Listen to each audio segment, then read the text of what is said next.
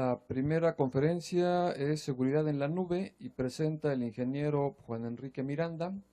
Es ingeniero en telecomunicaciones y electrónica, egresado de la Escuela Superior de Ingeniería Mecánica y Eléctrica, Unidad Zacatenco del Instituto Politécnico Nacional. Es arquitecto en soluciones en Huawei, México, Cloud Services, y tiene 20 años de experiencia profesional en las áreas de informática y telecomunicaciones. Muchas gracias. Sí, buenos días. ¿Qué tal? ¿Cómo están? Qué bien, muchas gracias. Pues muy bien, gracias por su asistencia. Mi nombre es Enrique Miranda y bueno, vamos a tener una plática acerca del tema de seguridad en la nube, con las redes, todo lo que implica al final del día.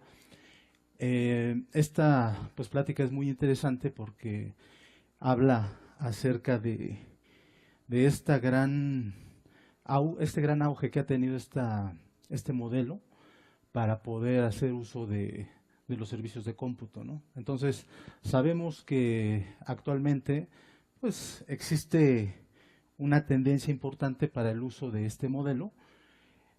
Sin embargo, no podemos dejar pasar que existe cierta resistencia precisamente por los temas de seguridad, ¿no? Entonces, vamos a hablar muy rápidamente acerca de conceptos básicos, ¿no? La evolución, o sea, ¿por qué ahora el tema de la nube está siendo pues requerida? Y bueno, tenemos que ponernos en contexto y hacer referencia de esta evolución, ¿no? 1962, bueno, se inicia digamos, el lanzamiento de la tecnología de Internet, ¿no? A través de ARPANET. Y bueno, a partir de este momento empieza una evolución importante en las tecnologías de la información con diferentes industrias, diferentes empresas que aparecen en el mercado y empiezan a crecer para poder hacer entrega de servicios en diversos puntos del tiempo, ¿no? Entonces, bueno, aquí hay muchos proveedores, muchas marcas que ustedes ya conocen, que de alguna manera pues han venido evolucionando a través del tiempo. Y bueno, ya hacia los finales de los años 2017, 2018 en los que nos encontramos, bueno, pues ya hay una era distinta de consumo de recursos, de cómputo y de aplicaciones, etcétera, etcétera, ¿no? Entonces, importante mencionarlo porque, bueno, evidentemente existe inició, digamos, el uso de los servicios de cómputo basado en la dedicación de hardware, tecnologías de hardware y de software por separadas, pero que convivían de alguna manera para poder hacer la entrega de ciertos servicios con mainframes y computadoras de mediano rango, realmente muy grandes en hardware, pero de capacidad un poco limitada, ¿no? Posteriormente, bueno, a partir de los 80 se empieza ya un tema de separación de aplicaciones con hardware, con proveedores muy específicos donde se hace la implantación de estos servicios basado en PC y servidor. Y posteriormente nos encontramos ya en una etapa de convergencia donde, bueno, evidentemente las aplicaciones pueden entonces convivir con cierto hardware donde ya se hace un lanzamiento mucho más profundo de las tecnologías de cloud computing, ¿no? Esto es importante, digamos, lo comentamos porque el tipo de servicio y el tipo de cómo ha cambiado esto, ¿no? Donde tenemos prácticamente el control hacia donde ya este tipo de servicios donde los controlábamos, existe ya un despliegue público y precisamente por eso se habla un poco de los temas de seguridad que tenemos que contemplar, ¿no? Principalmente que es el cloud computing. Creo que según el National Institute of Standards and Technology lo define de esta manera, ¿no? En realidad es un modelo, no es una tecnología realmente, o sea, es un modelo de consumo de computación diferente a como lo teníamos acostumbrado, ¿no? O sea, el modelo cambió, ¿no? Realmente los recursos están disponibles en alguna parte del mundo y podemos hacer entonces el consumo a través de principalmente Internet, ¿no? Existen algunas modalidades o tecnologías o arquitecturas que nos van a permitir hacer el uso de estos recursos, de estos consumos, pero principalmente el medio principal es Internet, ¿no? Y esa fue la clave angular para esta innovación, para tener el éxito que tiene el cloud computing actualmente, ¿no?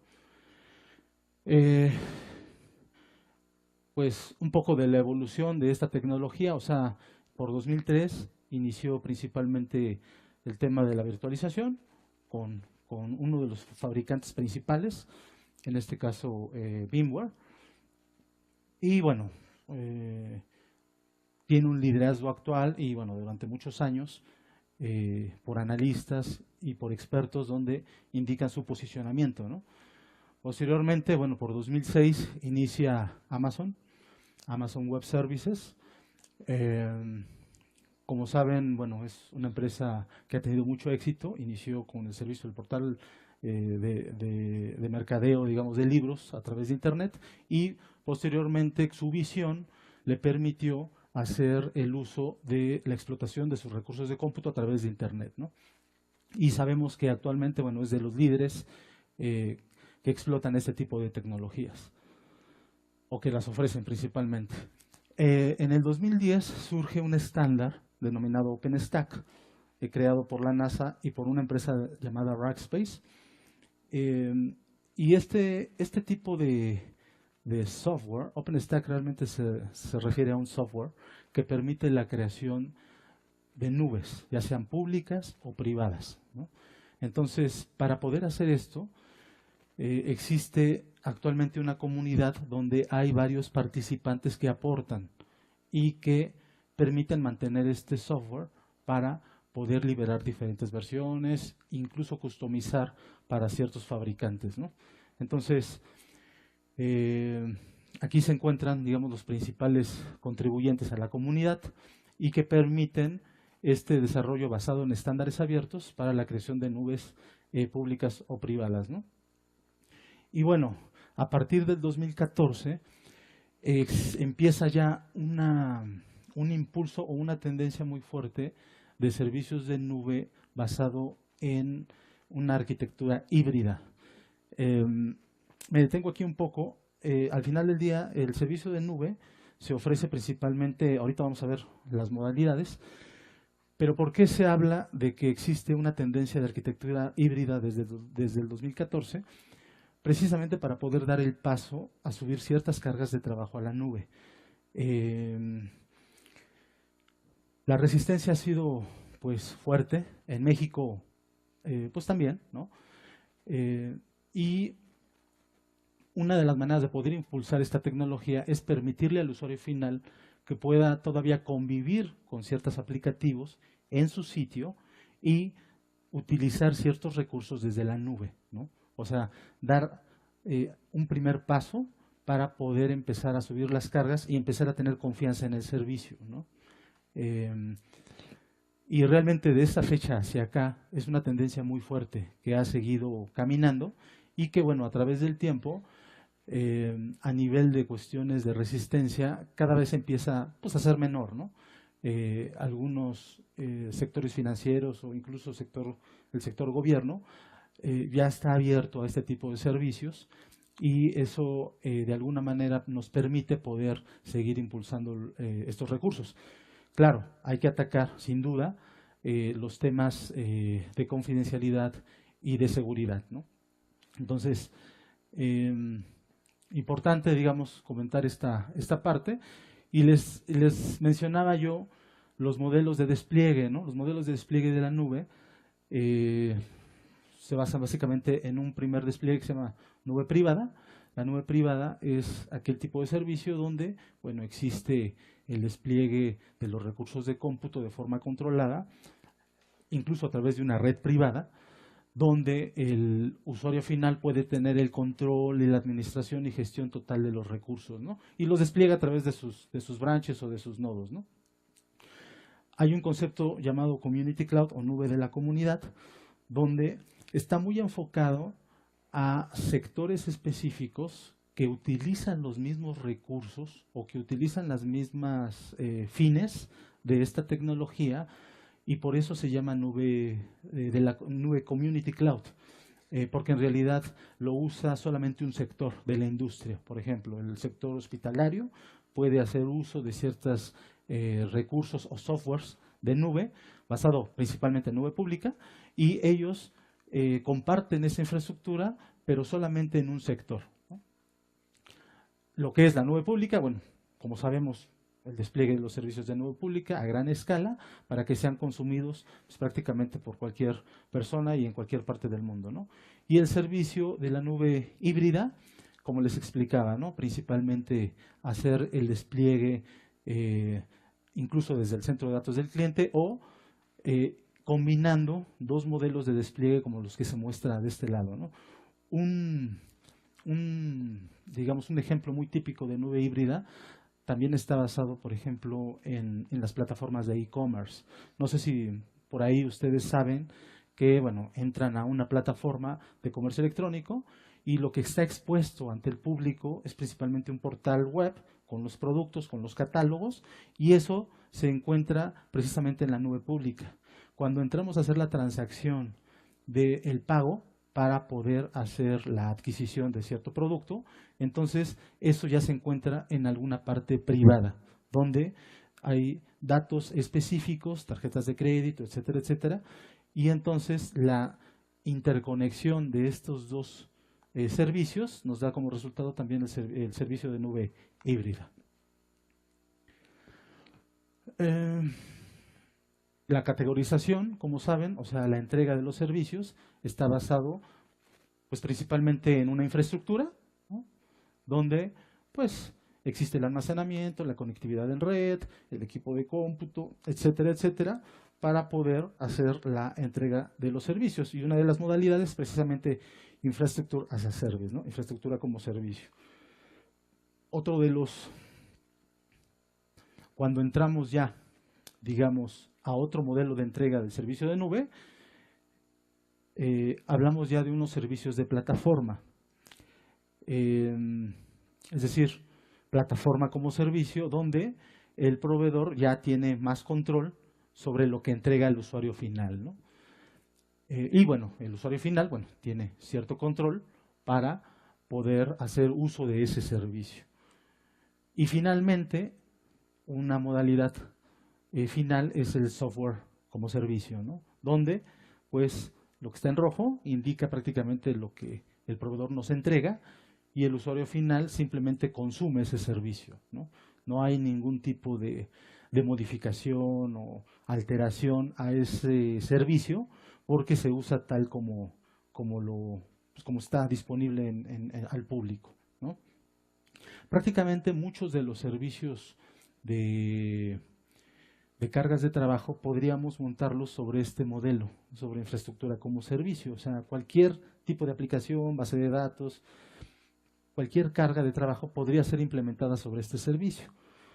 Sin embargo, bueno, hay ciertas aplicaciones, ciertas cargas de trabajo que al hacerlo de esta forma complica el despliegue, complica su administración incluso. Entonces es por eso que algunos proveedores han creado los servicios de plataforma, ¿no? Donde el usuario pues ya no tiene que preocuparse por cierta gestión de ese servicio y bueno, finalmente el servicio de software como servicio, de igual forma se puede entregar de esa manera. Y los enfoques se indican un poquito en esta tabla, o sea, los servicios de SaaS, como decía yo, son servicios disponibles que utilizamos. Podría ser, no sé, Office 365, Skype, por ejemplo, servicios de colaboración, de videoconferencia. Son servicios que utilizamos tal cual están desarrollados y, bueno, simplemente los consumimos. No nos metemos más allá de hacer algún tipo de ajuste. En los servicios de plataforma, podría ser servicios de plataformas de bases de datos, donde ya existe el motor implementado en la nube, y el tema de actualizaciones y de gestión de la base de datos lo hace totalmente el proveedor y el usuario final simplemente lo consume. Y bueno, la parte de infraestructura como servicio son los servidores virtuales o servidores dedicados, donde el usuario final pues implementa cierto tipo de cargas de trabajo en él.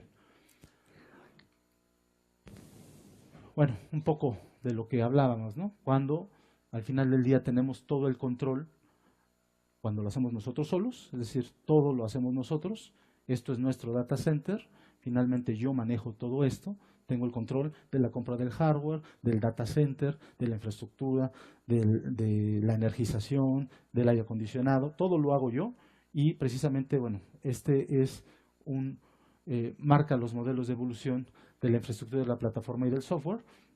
Y entonces ya a través del tiempo nos damos cuenta que, bueno, ya si entregamos la infraestructura, es lo que les comentaba, llegamos hasta la capa de virtualización en el tema de los proveedores y en el tema de la plataforma ya nos metemos más arriba de la capa de virtualización, de sistema operativo, y cuando es software, bueno, el proveedor se hace cargo prácticamente de todo este modelo, ¿no? Bueno, seguridad en la nube y seguridad en las redes. O sea, como les decía, es importante, o sea, el modelo de la nube es un modelo de responsabilidad compartida, ¿no? O sea, realmente existía el mito que cuando nosotros ponemos las cosas en la nube todo va a jalar y funcionar muy bien y mágicamente todo va a operar. La realidad es que pues no es tanto así, ¿no? O sea, como vieron, hay alcance en los servicios de parte del proveedor y por ende existe la necesidad de esa responsabilidad, ¿no? Entonces, los puntos principales que involucran precisamente el servicio de la nube son los proveedores, las aplicaciones, los datos y los usuarios finales, ¿no? O sea, estos puntos o estos componentes son los responsables para que este tipo de servicio opere de forma óptima, ¿no?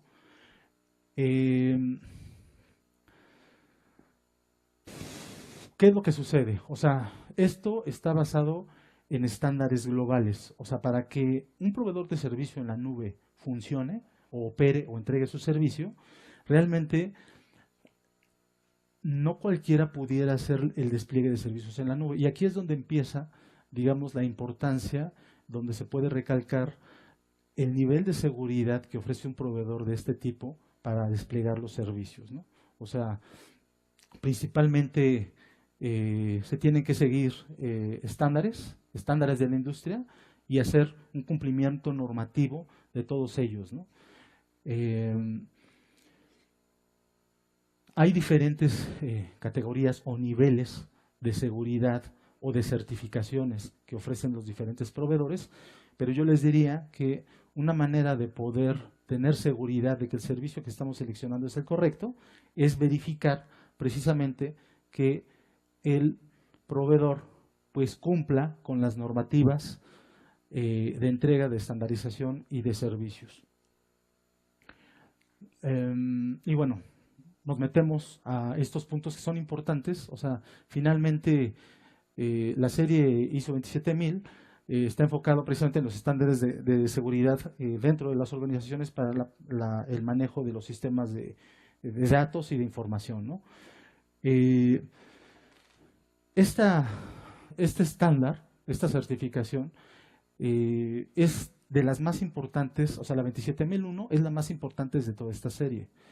Y yo les diría, ¿por qué? Porque maneja precisamente los requerimientos de la implementación de los sistemas de gestión de seguridad en un proveedor de la nube, ¿no? Entonces, el hecho de cumplir con este tipo de requerimiento ya le da la confianza al usuario final de que sus datos cumplen y tienen una certificación por un auditor externo que garantiza precisamente la gestión de sus datos a nivel de los sistemas de seguridad que está utilizando, ¿no?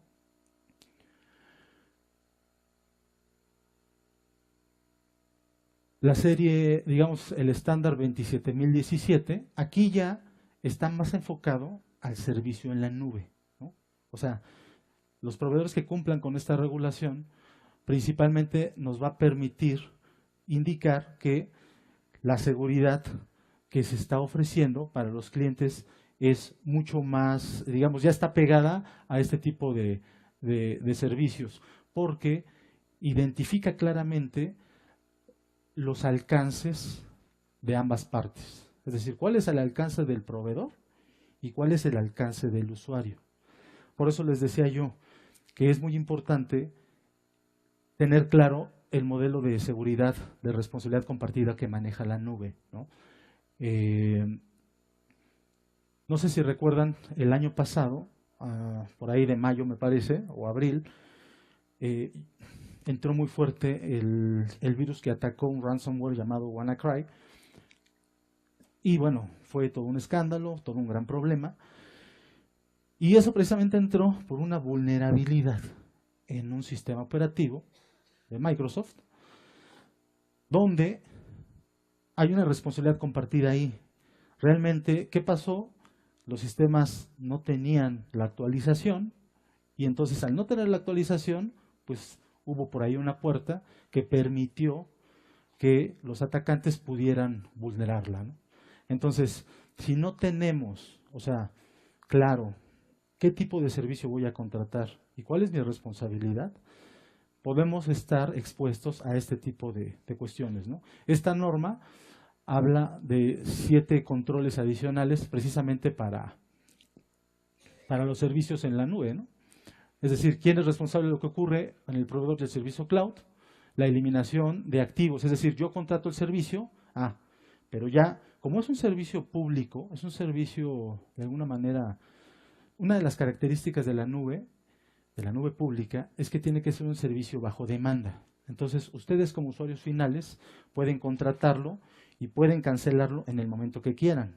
No hay una restricción de que ustedes tienen que hacer un contrato por 6 meses, 12 meses, 24 meses. No existe eso, ¿no? Precisamente este tipo de normas lo que aseguran es, entonces yo ya dejé de usar este servicio, ¿cómo me aseguro que toda la información que yo puse ahí se elimine? O sea, bajo esta norma se garantiza que el proveedor cumple con eso. ¿Sí me explico? Entonces, es importante tenerlo claro, ¿no? Protección y separación del entorno virtual del cliente, configuración de una máquina virtual, operaciones y procedimientos administrativos relacionados con el entorno cloud y el seguimiento de la actividad de los clientes en la nube, ¿no? Así como la alineación del entorno de la red virtual y cloud. O sea, todos estos puntos que menciono, realmente al hacer uso de este tipo de servicios, el usuario tiene la posibilidad de autoprovisionarse los servicios. No todo lo va a hacer el proveedor. O sea, el proveedor te pone el servicio, ahí está, ¿no? Úsalo. Derivado del tipo de modelo que utilicemos, ya sea IaaS, PaaS o SaaS, ¿sale? Entonces, al hacer la entrega de los servicios de esa manera, el usuario tiene también la responsabilidad de poder activar o encender las funcionalidades que la plataforma pueda ofrecer, ¿vale? Y bueno, también la 27018, por ejemplo, ¿no? Que garantiza precisamente la protección de los datos. Normalmente es una resistencia y es una realidad que en la actualidad muchos de los clientes pues tienen ese temor, ¿no? Incluso bajo ciertas regulaciones, en algunos sectores de la industria no podemos sacar los datos de México, ¿no? Entonces, eso es una realidad, se tiene que cumplir, por lo tanto, aún así, no estén fuera de México, pero no están en el data center del cliente, se tiene que tener entonces la garantía de que se cumple con la identificación, o sea, con el correcto uso de los datos personales y de su protección. Entonces, esta certificación habla de eso. Y es importante, digamos, nosotros queremos compartirles estos datos porque creo que es, como les decía, ya es una tendencia, es una realidad el uso de esta tecnología, y para poder tener la confianza y seguridad de que el servicio que estamos utilizando es seguro, tenemos que echar, pues de alguna manera, visualizar por qué decimos que es seguro, ¿no? Porque cumplimos con ciertas normativas que nos van a permitir hacer el uso de forma muy confiable, ¿no? Para algunos otros sectores, ¿no? Por ejemplo, los sectores financieros. Hablaba yo de un ejemplo de nube híbrida donde utilizamos, en este caso, uso de tarjetas de créditos de datos de usuarios finales, existe también una regulación, existe también una certificación, donde el proveedor de la nube tiene que cubrir o cumplir estos controles, ¿no? Sabes que vas a usar datos personales, tarjetas de créditos de usuarios, entonces tienes que estar, tu data center tiene que estar certificado en este estándar, ¿no? Si no está certificado, entonces, pues sí, muy seguramente no va a ser, pues, seguro, ¿no? Entonces, es importante, digamos, que ustedes lo vayan conociendo, sepan que existen estas entidades y que de alguna manera podemos entonces implementar los servicios desde la nube, ¿no?, en las modalidades que hablamos, teniendo la seguridad y la confianza de que el proveedor nos va a brindar ese servicio de forma confiable, ¿no? Es muy importante es esto, ¿no?, para decirles. Y bueno, 12 controles específicos para cumplir con esta regulación, con esta certificación, se mencionan aquí en este slide, y la idea es poder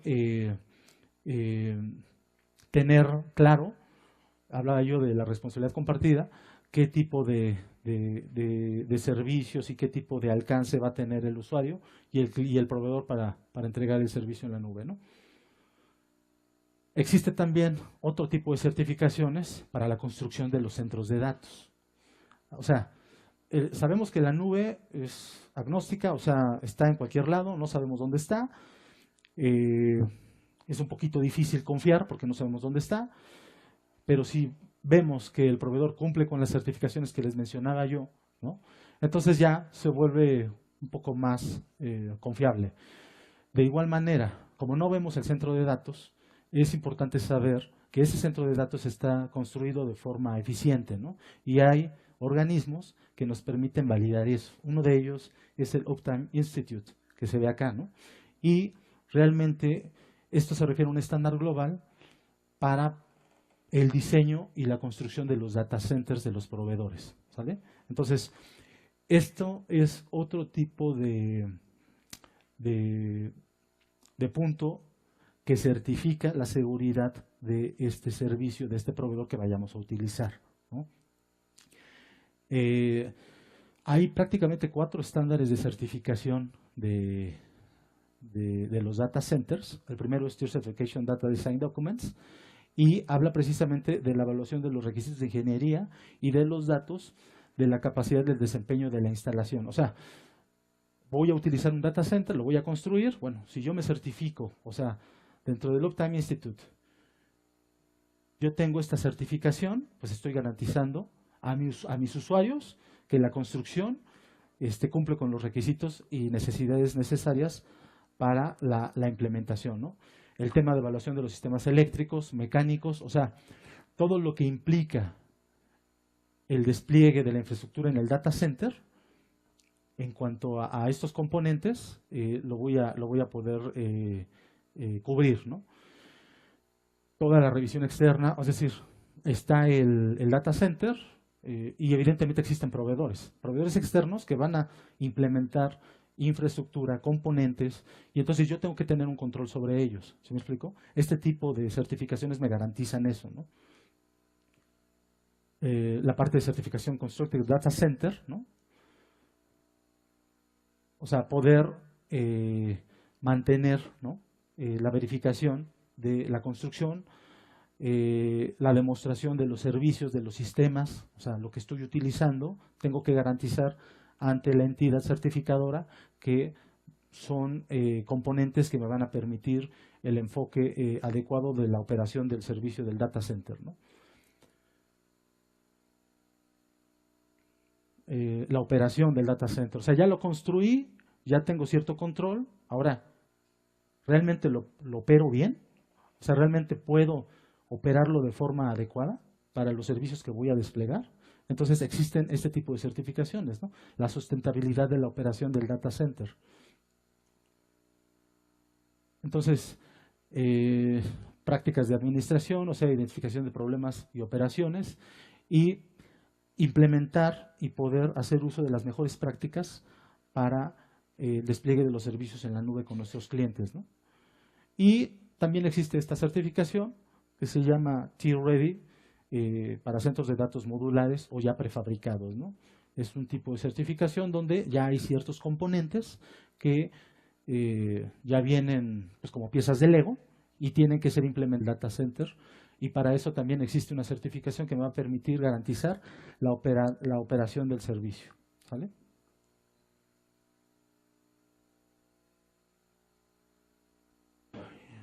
Esto, o sea, las certificaciones que les mencioné hace rato son importantes en los centros de datos y cada centro de datos va a tener una evaluación en base a su redundancia. O sea, esto también me va a dar una seguridad en la operación del servicio. O sea, y existen básicamente 4.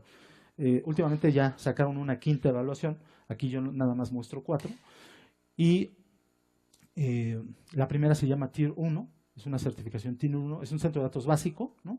Donde prácticamente, pues,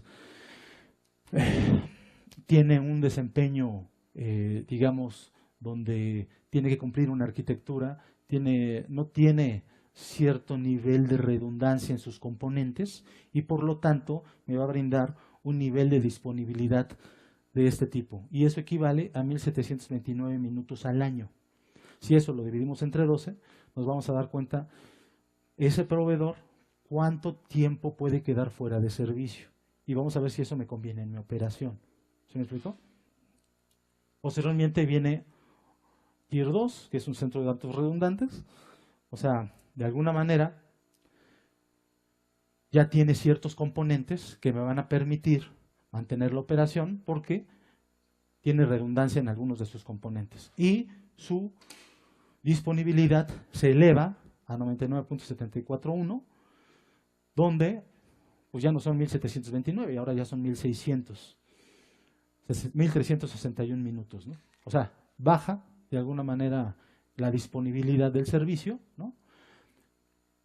Pero bueno, esto que se los estoy mostrando, esto es, o sea, es una realidad. Hay data centers que cumplen con estos estándares. Y entonces ya es nuestra, pues nuestra responsabilidad o nuestra elección ocupar este tipo de proveedores, ¿no? Si cumple con nuestras expectativas. Evidentemente, a menor disponibilidad, pues el costo también varía, ¿no? O sea, eso es una realidad. O sea, el costo me refiero en cuanto al consumo de los servicios, ¿no?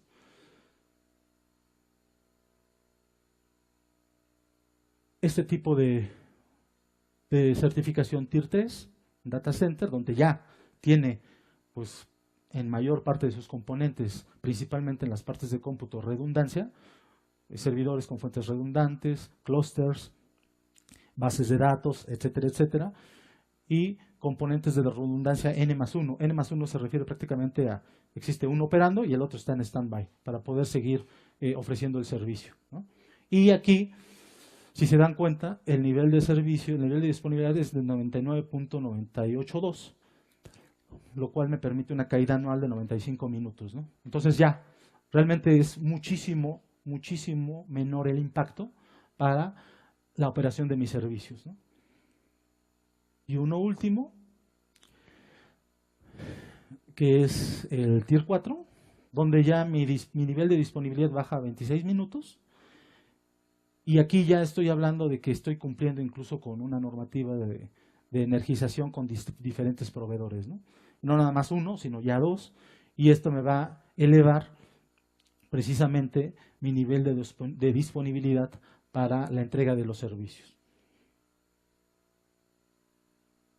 Así como está el Uptime Institute, existe otro organismo también, sin fines de lucro, que permite también la evaluación de los centros de datos. Ustedes van a encontrar proveedores que están certificados en Uptime Institute y proveedores que están certificados en ICREA, ¿no? Entonces, manejan pues, los conceptos similares, ¿no? Ellos manejan 6 niveles de certificación que se ven acá.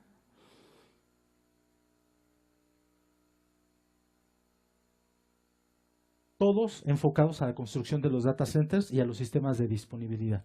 O sea, si se dan cuenta, evidentemente de menor hasta un mayor servicio de disponibilidad. Se habla, por ejemplo, o sea, una sala de cómputo que me da un 95% de disponibilidad. O sea, esos tipos de servicios existen. Y bueno, esto me va a permitir tener una caída anual de 18 días, ¿no? Entonces, todos estos datos se los menciono porque al final del día, cuando contratamos un servicio en la nube, nos preocupa mucho el famoso Service Level Agreement, o sea, el SLA de ese servicio. Y esto va muy de la mano también en base a la disponibilidad de la certificación que tenga ese data center, ¿no? Entonces, son datos, digamos, pues importantes que les queríamos compartir para que tengan un poquito más de visibilidad en los servicios. Por ejemplo, aquí ya se habla incluso con el nivel 6, ya estamos hablando de segundos a nivel anual, ¿no? Entonces, esto es importante, vuelvo a reiterar, esto es una responsabilidad del proveedor, ¿no? Hablaba yo que es una responsabilidad compartida, esta es una responsabilidad del proveedor. Entonces, nosotros seleccionamos al proveedor y él nos tiene que garantizar ese nivel de servicio, ¿vale? Importante. Modelo de seguridad compartida, que les decía, y aquí se ve muy claramente, ¿no? O sea, lo azul es lo que el cliente tiene que cubrir a nivel de responsabilidad en seguridad y qué es lo que tiene que proveer el proveedor, ¿no? En un modelo de despliegue de IaaS, ¿qué es lo que tiene que garantizar el proveedor? Pues la seguridad en la infraestructura y la seguridad en los sistemas de virtualización. Hasta ahí es donde llega el proveedor, ¿no? Y el usuario final, bueno, tiene, como él implementa aquí sus aplicativos y sus datos, el usuario final tiene la responsabilidad de meter esa seguridad en ese servicio, ¿sale? Cuando estamos utilizando la plataforma, bueno, les decía yo que allá hay un alcance mayor del proveedor, evidentemente se monta ya ciertos servicios corriendo y entonces el proveedor tiene un mayor alcance en el servicio de seguridad. Y el usuario final, bueno, ya no tiene tanto, ¿no? Y a nivel de SaaS, pues ya prácticamente lo cubre todo el proveedor. Hay algunos tipos de información de seguridad que es responsabilidad del cliente, sí, porque hay datos que yo puedo utilizar una plataforma de videoconferencia y la información que yo voy a utilizar ahí o que yo voy a exponer, si yo no la utilizo de forma adecuada esa herramienta, bueno, pues puedo exponer ciertos datos y si no tengo el cuidado, pues evidentemente estaría violando un tema de seguridad que es de mi responsabilidad, que eso no me lo va a dar la plataforma al final del día. ¿Y está bien? ¿Cómo vamos? ¿Bien?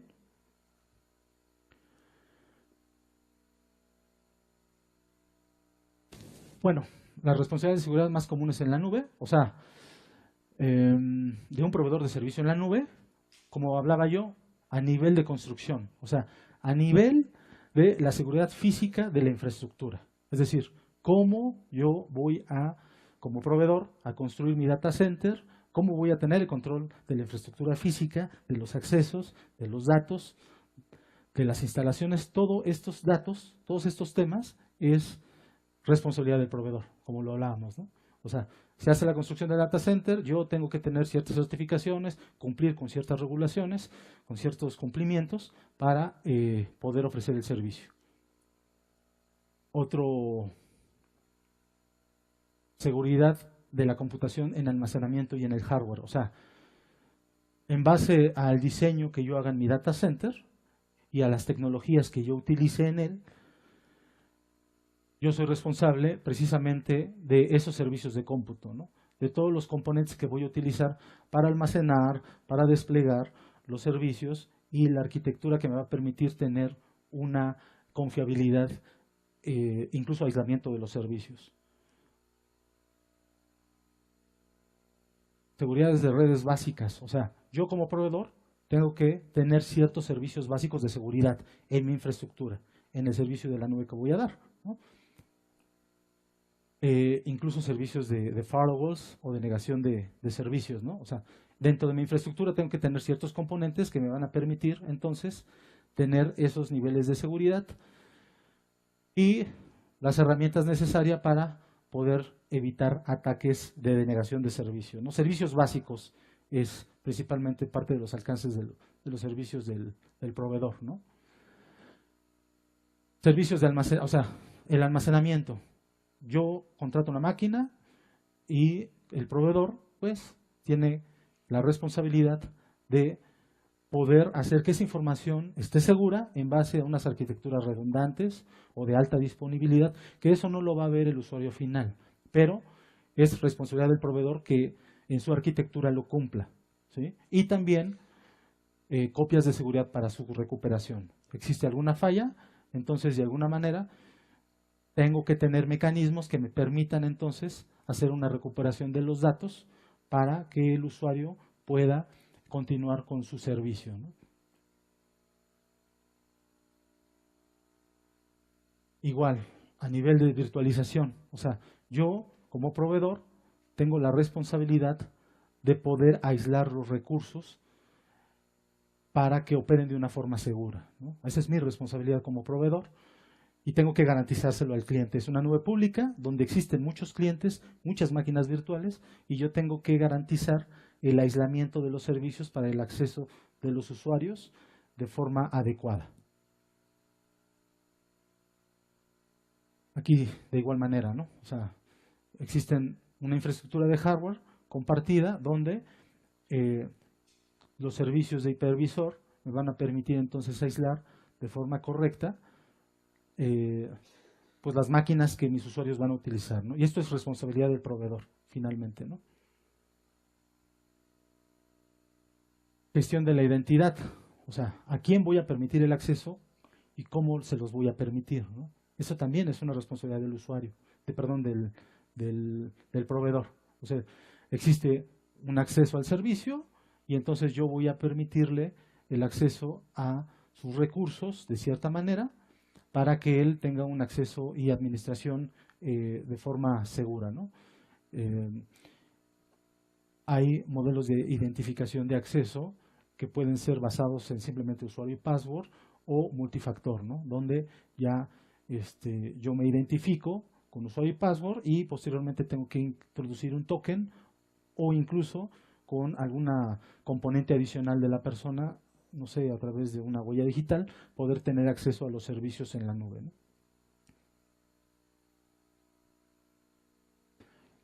Evidentemente, pues el monitoreo de la infraestructura, esa es responsabilidad del proveedor y esto me va a dar seguridad para la operación de mis servicios. Esto lo tiene que tener un proveedor, ¿no? Cada vez que yo ocupe un servicio de proveedor en la nube, necesito asegurarme que ellos pues tengan estos niveles de soporte y de respuesta para mis servicios, ¿no? Y bueno, a nivel de la infraestructura que tiene el propio proveedor, existen los mecanismos y las prácticas, o sea, son en base a las certificaciones de mejores prácticas, poder contar con planes de Business Continuity Plan para el nivel del data center. ¿Existe alguna contingencia? Bueno, tengo que hacer algo para poder garantizar los niveles de servicio que prometí a mi usuario final.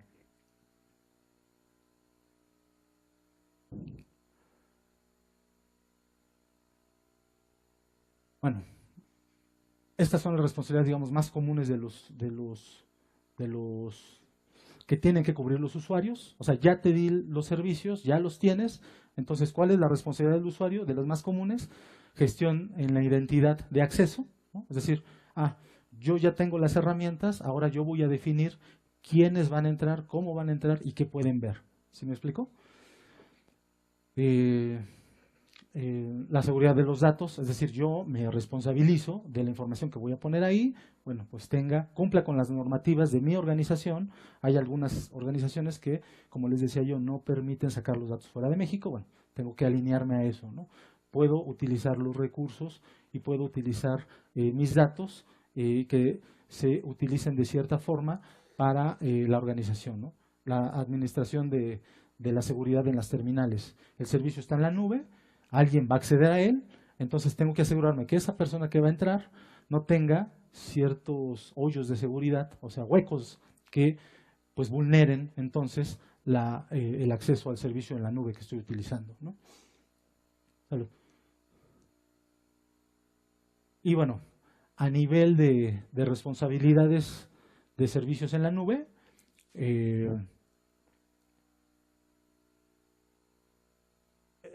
digamos, esto ya es a nivel del proveedor, que son prácticamente lo que vimos en los slides pasados: seguridad física, seguridad de almacenamiento, de gestión de identidad, de acceso seguro, etcétera, etcétera. Cuando adquirimos un servicio en IaaS, esto es lo que principalmente hace el proveedor. Y lo que el cliente tiene responsabilidad, bueno, pues es lo que hablábamos hace un momento, ¿no? Configurar, entregan los servicios, implemento mis datos y yo tengo entonces la responsabilidad de mantenerlo seguro, de colocarle los parches, de hacer actualizaciones, de incluso hacer backup sobre la aplicación que yo tengo.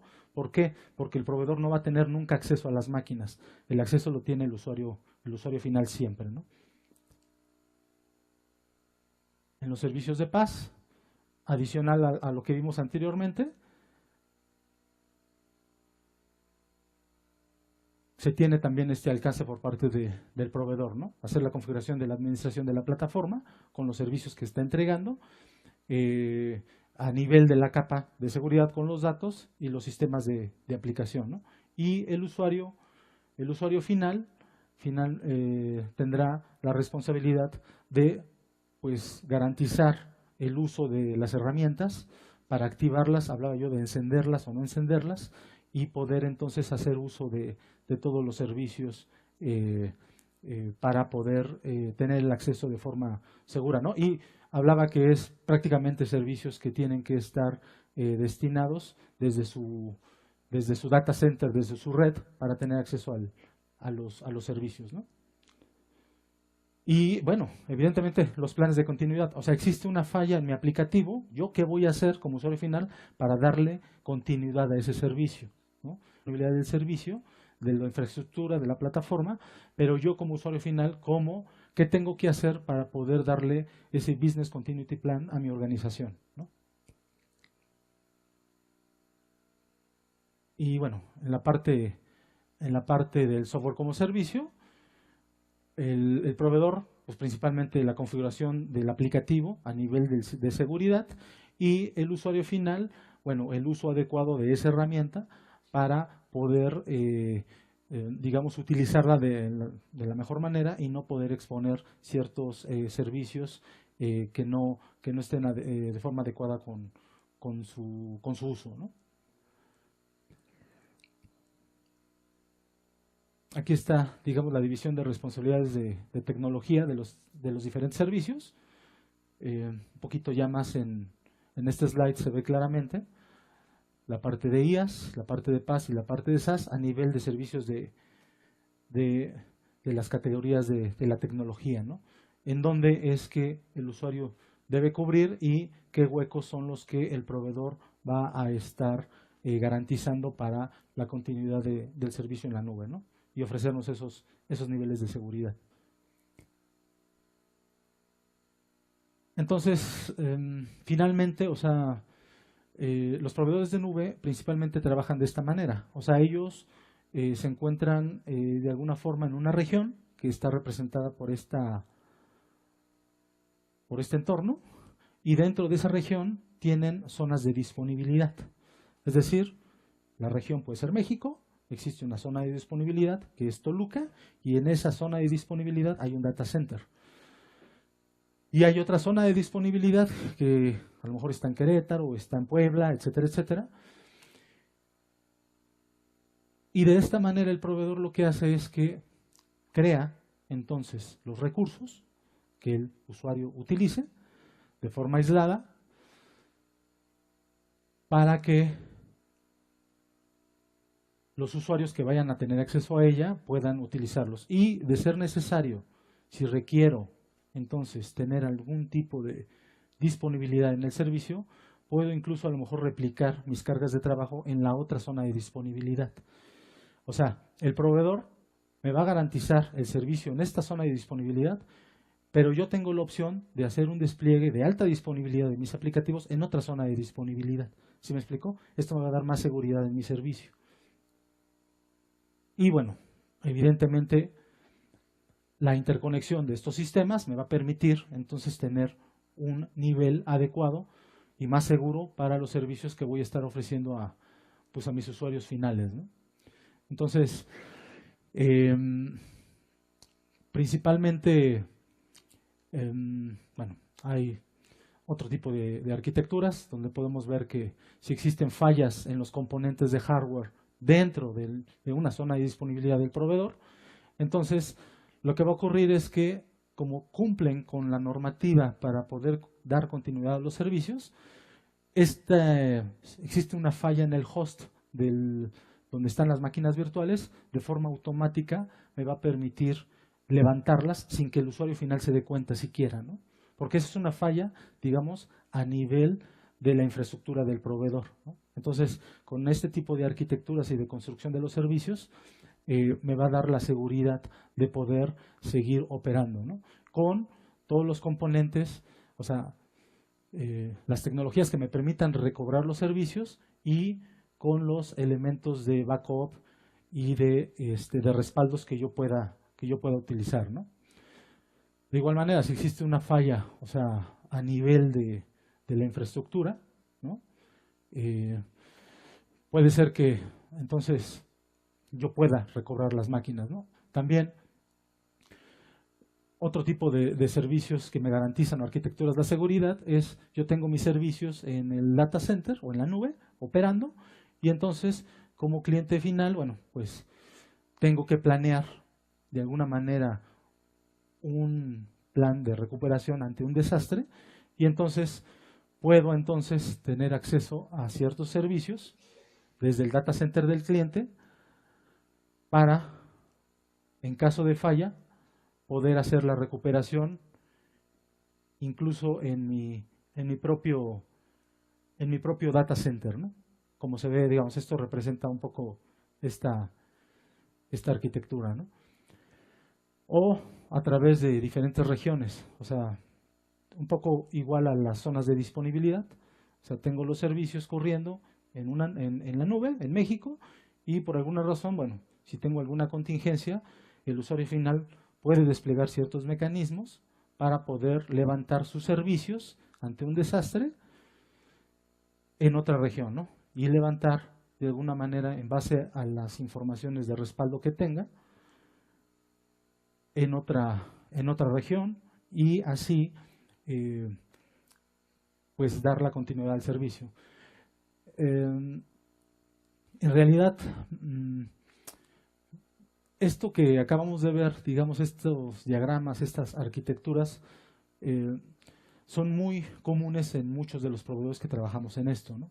Entonces, ¿qué les diría yo como conclusión de los servicios de seguridad en la nube y en las redes? Es que al final del día, lo que pretendía mostrarles es cómo el proveedor trata de cubrir los servicios, tener una regulación de cumplimiento y qué mecanismos utiliza para garantizar la continuidad del servicio para el usuario final, y cómo, o sea, qué tipo de arquitecturas se pueden utilizar para que también el usuario final pueda recuperar sus propios servicios, aunque no sea un problema en la plataforma, porque a lo mejor la plataforma sigue arriba, pero lo que falló fue la base de datos del cliente o falló su aplicativo. Entonces, ¿cómo le voy a hacer? ¿Qué opción le voy a dar al cliente para que siga operando también en la nube o opere o en su propio data center, ¿no?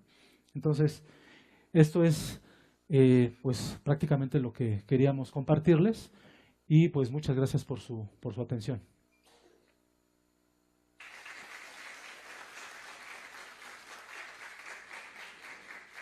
Muchas gracias, ingeniero. Tenemos tiempo para preguntas. Fue una plática con mucha información. ¿Alguna pregunta, compañeros? Yo puedo comenzar mientras le van pensando. ¿Huawei tiene estos servicios? Sí. ¿Qué servicios tienen brevemente? Mira, sí, son servicios Huawei. Nosotros trabajamos en la estrategia de Huawei, estamos trabajando actualmente con Telefónica, Movistar. El servicio de la nube se llama Open Cloud. Sin embargo, este año la marca Huawei Cloud, que ya está en China, va a entrar a México. Entonces, el año que entra, el servicio de Huawei Cloud ya va a ser una realidad en México, y los servicios que ofrecemos son servicios de IaaS, o sea, de infraestructura como servicio, servicios de plataforma como servicio, y también servicios de software como servicio, ¿no? O sea, en la parte de infraestructura son máquinas virtuales o servidores dedicados, ¿no? En la parte de plataforma pueden ser clústeres para Big Data o clústeres para análisis de datos, o bases de datos relacionales o no relacionales disponibles para su consumo. Y en la parte de SaaS, de Software as a Service, servicios de videoconferencia, de comunicaciones unificadas o de colaboración. Eso es básicamente lo que manejamos. Gracias.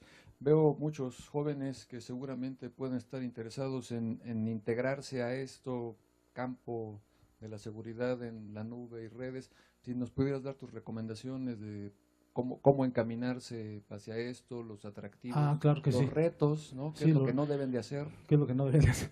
Pues mira, de hecho, les comento, en la semana CEFI y en el hackathon, nosotros estuvimos presentes y a los participantes les dimos acceso a la nube. De hecho, a los ganadores les dimos créditos para que siguieran utilizando la nube de nosotros. ¿Qué les diría? Creo que esto es una necesidad, ¿no? Se dice que para el año 2023, quien no trabaje en temas de nube, pues va a ser prácticamente un analfabeta, ¿no? Comparado con un analfabeta, ¿no? O sea, actualmente, pues, si hay gente que no sabe leer o que no tiene esas cualidades, el hecho de ya en el 2023, si no hacemos uso de estas tecnologías, vamos a caer en ese campo, ¿no? Yo les diría, pueden contactarnos para poder consumir estos servicios. Una de las ventajas que tenemos como Huawei Cloud es que la nube la tenemos en México. A diferencia de Azure, de Google, de Amazon Web Services, ellos no están en México. Su data center no está en México, el nuestro sí. Entonces eso repercute en una mejor latencia, es decir, es mucho mejor el despliegue de los servicios, y todos nuestros servicios pues, están en pesos, ¿no? Entonces facturación en pesos, y les garantizo que es un 10% más barato que estos proveedores que les mencioné, ¿no? Entonces, pueden contactarnos, digo, por aquí, si me lo permiten, luego les paso más bien mis datos, y pueden contactarme con toda confianza, y yo les diría, empiecen con sus cargas de trabajo, con sus proyectos de maestría, con sus proyectos de posgrado, todo lo que necesiten. Pueden implementar desarrollos desde ahí, ¿no? Tenemos servicios de contenedores, tenemos ese tipo de servicios para que ustedes desarrollen en la nube y puedan pues trabajar y desplegar sus aplicativos, ¿no? ¿Alguna pregunta, por favor?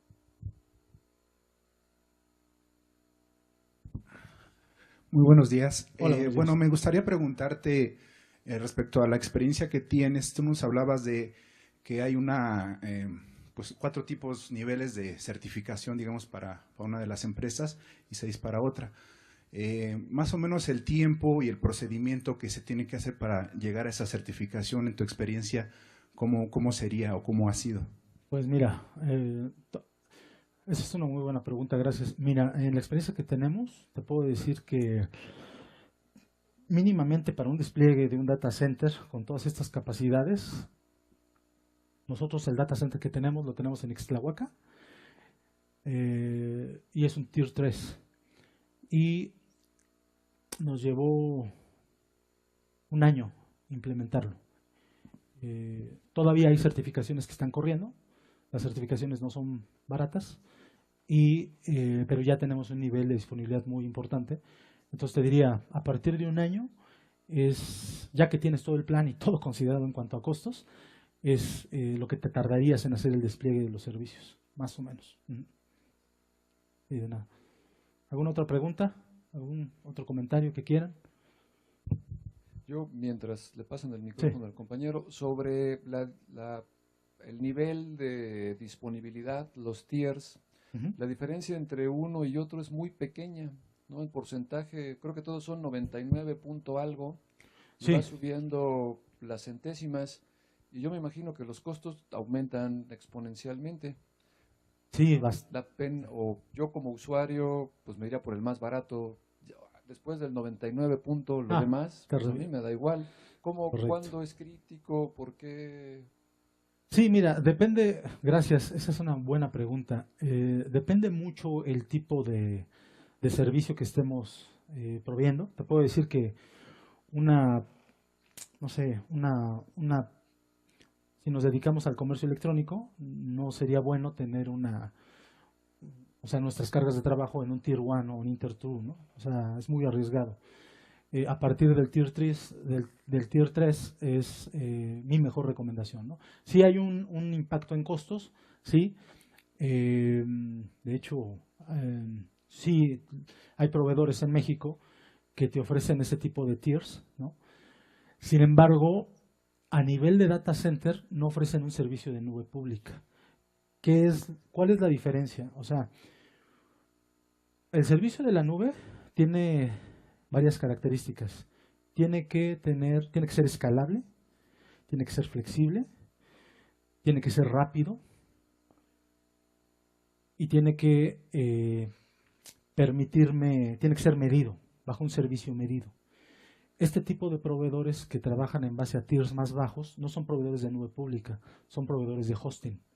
Entonces, un hosting lo que hace es que te aloja tus máquinas, pero si tú quieres tener un escalamiento, porque tienes venta nocturna, viernes, sábado y domingo, y sabes que vas a tener muchas sesiones en tu página web, un hosting no te va a permitir hacer el escalamiento de forma automática. ¿Por qué? Porque te va a decir, ¿sabes qué? Dame chance, tengo que hacer una ventana de mantenimiento para crearte otras 10 máquinas, ¿no? En cambio, el servicio de nube pública, su característica es que es autoescalable. Entonces, esa es, digamos, cómo funcione tu servicio, es el tipo de proveedor que debes utilizar, ¿no? Sí, por acá iban a preguntar, ¿no? Hola, ¿qué tal? Hola, ¿qué tal? Sí, tengo una cuestión un poco inquietante. ¿De qué depende que un proveedor sea más seguro que otro en cuanto a seguridad? Bueno, en cuanto a almacenamiento y que los datos no sean, pues, infiltrados. Sí, claro. Mira, como yo comentaba, ¿no? Realmente los proveedores que cumplen con las normativas que les mencioné, o sea, las certificaciones de ISO, las certificaciones de PCI, las certificaciones de CS Star, todas esas certificaciones me van a permitir, o sea, a ti como usuario final te van a permitir estar seguro en el tipo de servicio que ocupas, ¿no? O sea, ahora, este servicio está basado en responsabilidad compartida, usuario y proveedor, ¿no? Entonces, en primer lugar, el tipo de certificación te va a decir qué tan seguro es con referente a otro. Y también el usuario final te va a permitir, en base a los servicios que utilice, si los activa, va a ser seguro. Si no los activa, no va a estar, es como, o sea, la nube pública es como un edificio, véanlo así, como un edificio de departamentos, donde es una infraestructura compartida. Estamos diferentes personas, cada quien en nuestro departamento, pero si yo no le pongo llave a mi departamento, pues alguien se puede clavar. ¿Sí me explico? Aunque yo tenga mi firewall, que es el vigilante del estacionamiento, del acceso. A lo mejor él lo vulneran, pero si yo no le puse llave a la puerta, pues me van a... Es lo mismo, ¿no? Eso es lo que hace la diferencia de la seguridad en la nube, ¿no? Gracias. Ujú.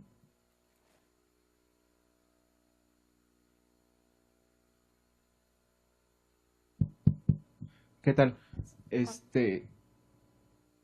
¿Yo? Perdón.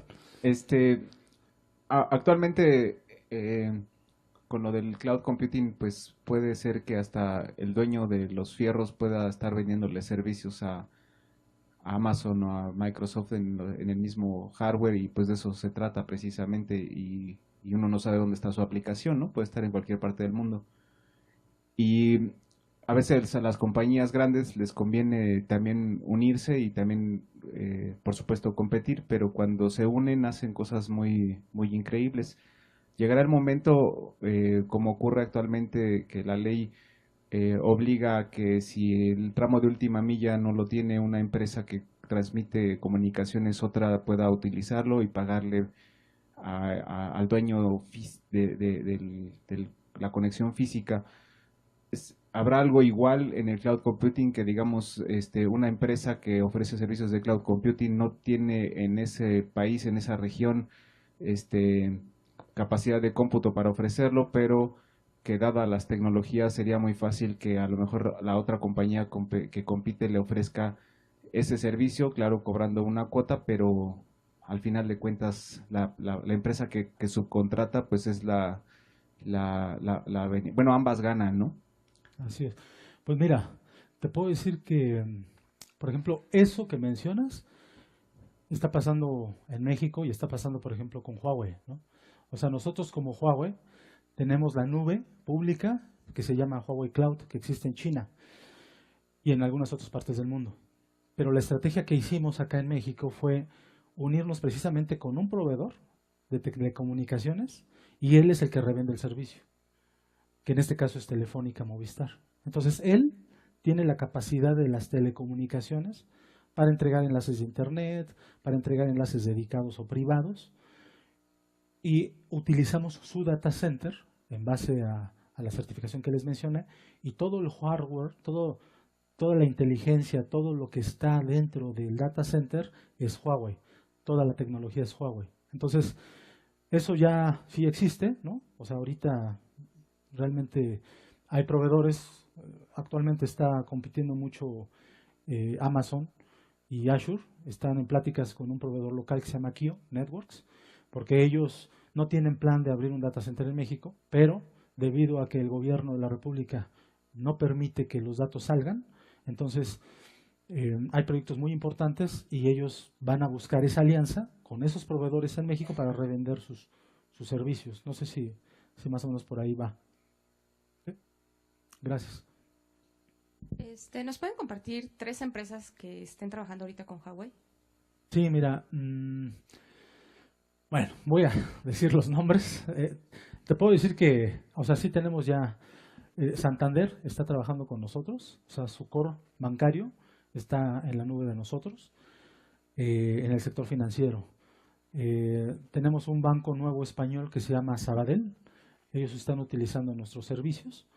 Y también tenemos otra empresa en el sector de manufactura, que ahí sí me reservo su nombre por cuestiones de confidencialidad, donde ya tienen servicios de plataforma para el despliegue de cloud computing en México.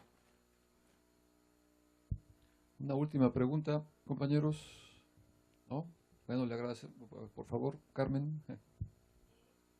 Espera el micrófono, por favor, porque estamos transmitiendo por videoconferencia.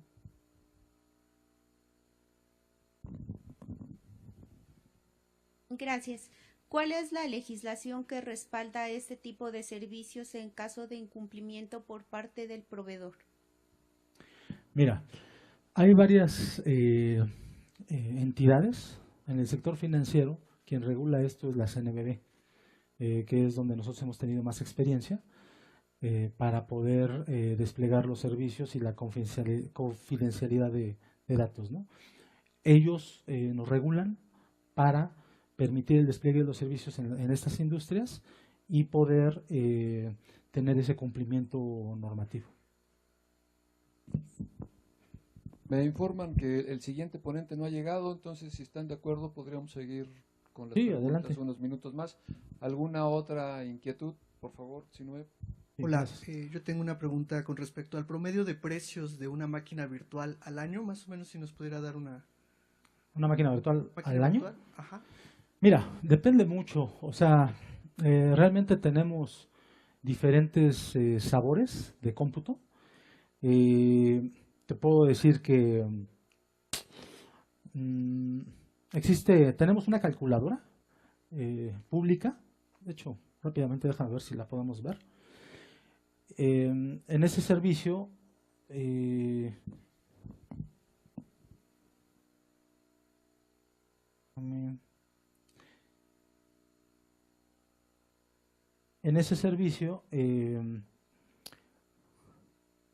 vas a dar una idea más o menos de los costos. Y como decía yo, es en pesos mexicanos. Si me permite salir, creo que no tengo salida. Depende, mira, depende mucho de, no sé si me deja salir, pero depende mucho del poder de cómputo. O sea, tenemos máquinas de un procesador con un giga de RAM. Esas están, no sé, 500 pesos mensual, no sé, cosas de ese tipo. Y ya, en base al poder, el tipo de disco duro, o sea, si es un disco de estado sólido, es más caro que un disco SATA, por ejemplo, ¿no? Si le metes monitoreo, si le metes backups, o sea, en base a los servicios que tú vas agregando, es como el costo empieza a subir. Lo más caro que te puedo decir que sí es la máquina, o sea, como tal, ese costo es, yo te diría, el 60% del costo de todos los componentes, ¿no? Más o menos. Bueno, pues muchas gracias. Le agradecemos de nuevo al ingeniero Juan Enrique Miranda su presentación muy interesante y continuamos con el programa. Muchas gracias. Muchas gracias.